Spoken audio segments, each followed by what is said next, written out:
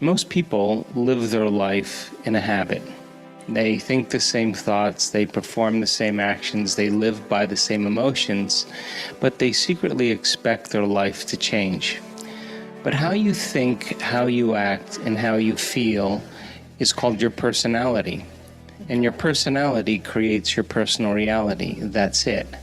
So if you think 60 to 70,000 thoughts in one day, and 90% of those thoughts are the same thoughts as the day before, the same thoughts always lead to the same choices. The same choices always lead to the same behaviors.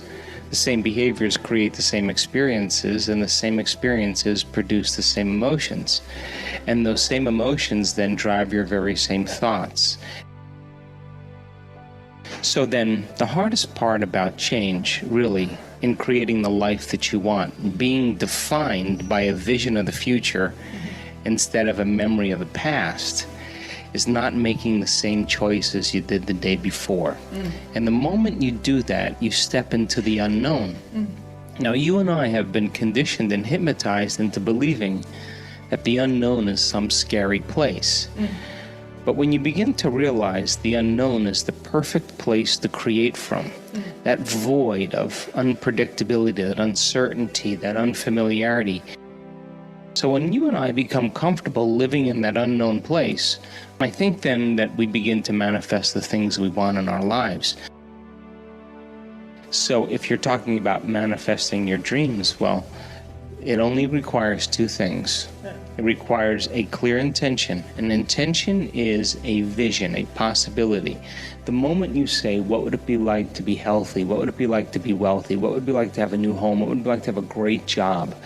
And you get this idea in your mind, that's intention. Then you write down the details. Okay, I want to travel around the world. I want to have great benefits, great insurance. I want to work with really cool people. I want to have a chance to be creative. And you list all of those individual elements to fortify your dream. The more you get clear on those details, the more your brain begins to work in new ways. Anytime you make your brain work differently, you're changing your mind. Now, the moment you get inspired and you begin to feel what it would be like to live in that future, your body is getting a chemical sampling, an emotional sampling. It's getting a taste of the future. It has to then open your heart. You have to move into an elevated state. This place, the heart center, is the center of creation. So for me personally, I want to execute and be defined by a vision of the future instead of the memories of the past. So most people's brains are organized to reflect everything they know in their life. Their brain is a record of the past. And if you feel the same way every single day, and feelings and emotions are the end product of past experiences, it means, number one, nothing new is happening in your life.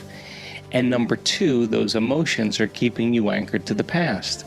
If thoughts are the language of the brain, and feelings are the language of the body, and how you think and how you feel creates a state of being, most people are literally connected to a past.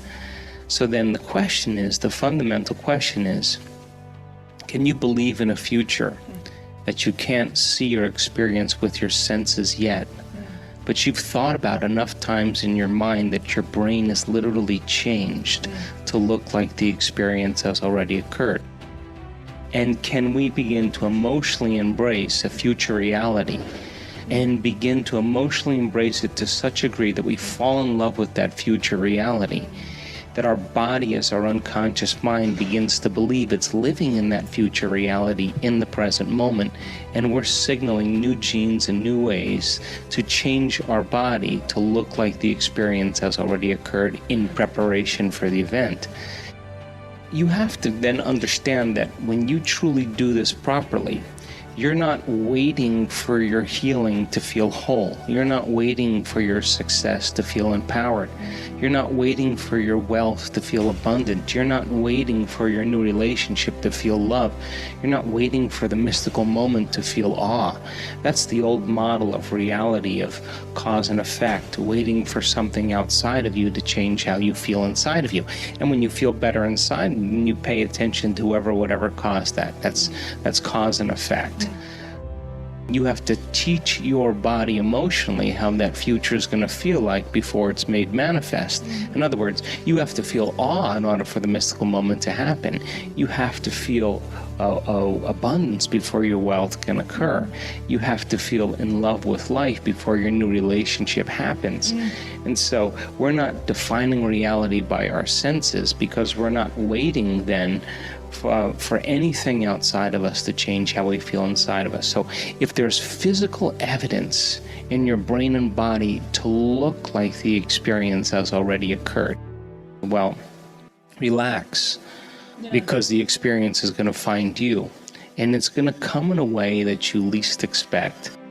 The challenge is then to every day be defined by a vision of the future.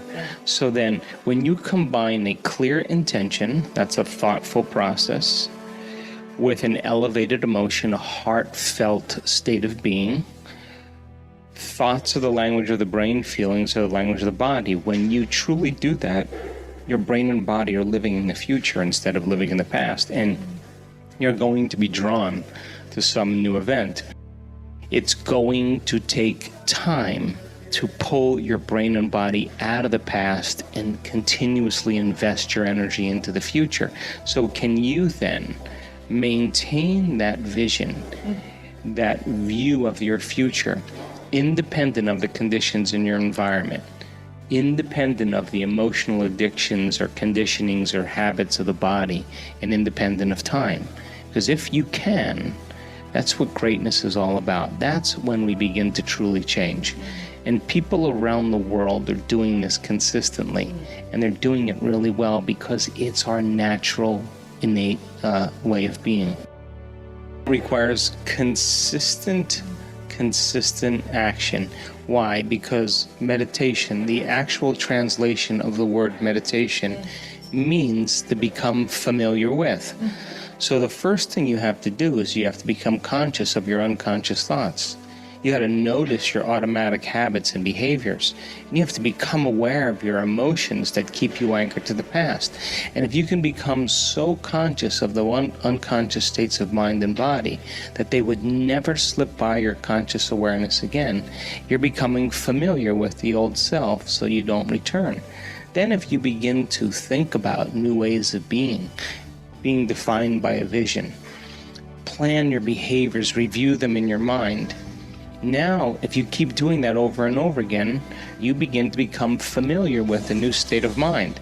At the same time, if you can emotionally cultivate your inspiration, your joy, your enthusiasm ahead of the experience, by repeating that over and over again, cultivating that state, it's going to begin to become familiar to you.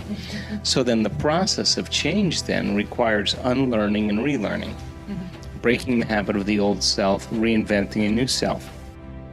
Unmemorizing emotions that are stored in the body, then here's the key: reconditioning the body to a new mind and to a new emotion. It's literally moving from your past to your future. It's losing your mind and creating a new one. And so then when you begin to understand that in that process, it's going to feel a little bit unfamiliar, uncomfortable.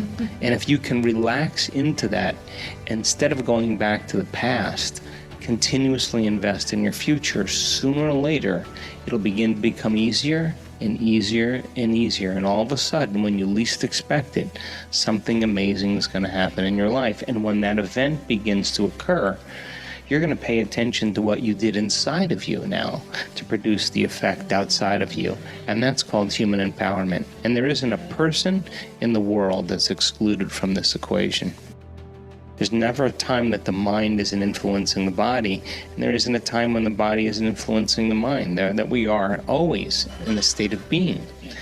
So then, if you're living by the same thoughts, behaviors, and emotions every single day, then your biology is going to stay exactly the same.